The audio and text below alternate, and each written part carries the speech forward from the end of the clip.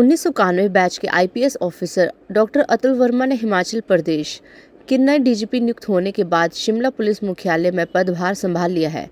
इसके बाद मीडिया से बातचीत में डॉक्टर अतुल वर्मा ने कहा कि नई जिम्मेदारी उनके लिए अवसर और चुनौती दोनों है। हिमाचल प्रदेश पुलिस देश में बेस्ट परफॉर्मिंग है, वहीं प्रदेश में बढ़ते नशे के व्यापार और लगातार बढ़ रहे साइबर क्राइम के मामलों पर नकेल कसना उनकी प्राथमिकता है। चाहूँगा एक तो पहला चीज़ डेटा, दूसरा चीज़ कि क्या ये ड्रग्स या किसी और चीज़ से रिलेटेड है कि नहीं। मेंटल हेल्थ इम्पॉर्टेंट इशू है। मैं खुद एज अ डॉक्टर काम किया हुआ हूँ और उसको शायद इंडिया में उतना सीरियसली नहीं लिया जाता है, स्टिग्मा भी है, बट ये इशू ज़्यादा हेल्थ केयर से रिलेटेड है। सर, अभी आपने नए तरह के उभरते अपराधों के बारे में कहा कि उस पर आप ज़्यादा फोकस करेंगे, तो बीते दिनों हमने देखा है कि हिमाचल प्रदेश में जो ऑनलाइन फ्रॉड है और ऑनलाइन जिस तरह की चीज़ें हो रही है, उस पर कुछ फोकस आपका विशेष रहेगा।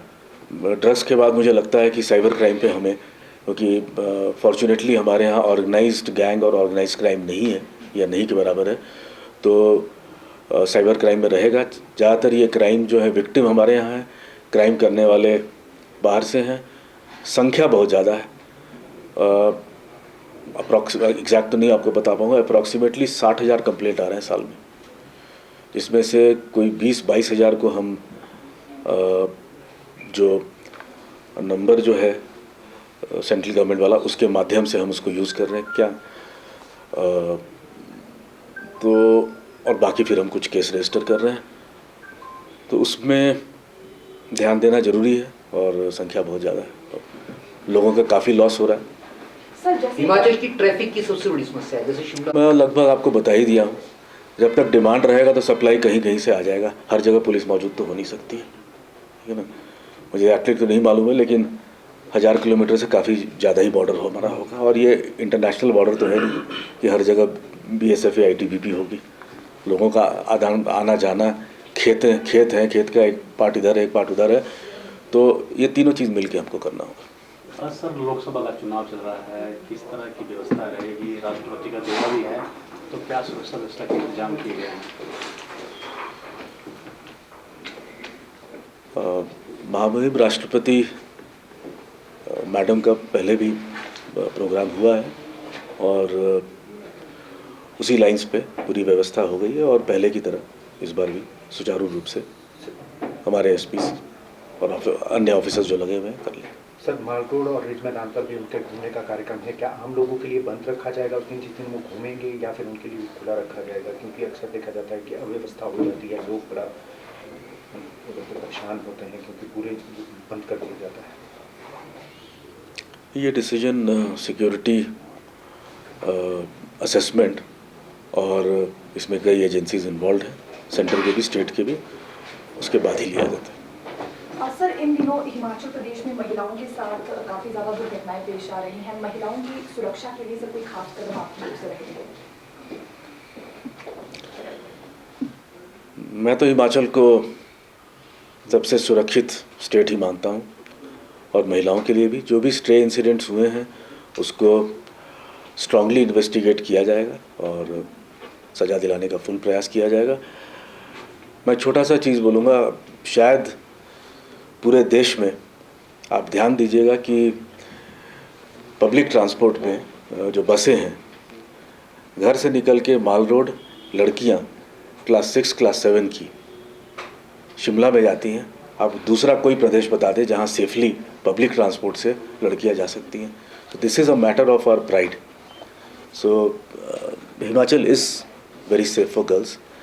जो स्टे इंसिडेंट्स हुई हैं उस पर we have to take it up seriously so that we remain the best. Sir, पिछले कुछ सालों से सर ऐसा देखने वाला है कि जो युवाओं में है या दूसरे लोगों में भी आत्महत्या के जो है प्रवृत्ति बढ़ी है, मामले ज़्यादा आ रहे हैं।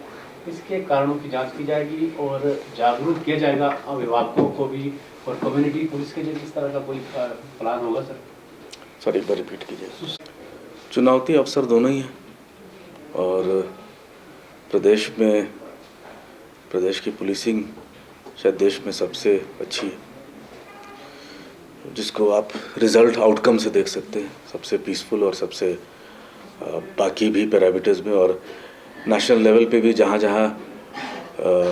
असेसमेंट की जाती है स्टेट्स की परफॉर्मेंस, वहाँ ज़्यादातर नंबर 1, नंबर 2 या नंबर 3 पे हिमाचल हर एक अलग अलग क्राइम के क्षेत्र में माना जाता है। उसी ट्रेडिशन को आगे बढ़ाना और जो नए इमर्जिंग क्राइम्स हैं उस पर ज़्यादा फोकस करेंगे।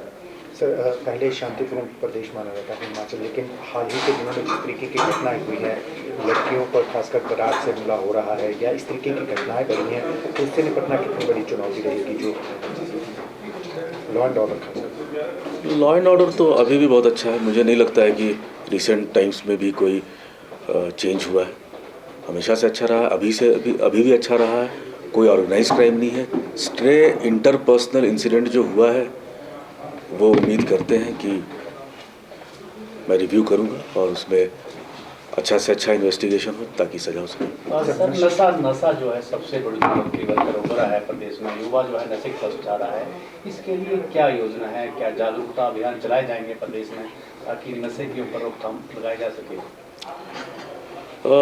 मैं यहाँ पोस्टिंग के पहले CID में था और जो नारकोटिक्स विंग स्टेट लेवल का है वो CID में है और उसके लिए हमने प्लान एक बनाया है काफ़ी डिटेल्ड और फेज़ बाय फेज़ इम्प्लीमेंट करने का कोशिश रहेगा।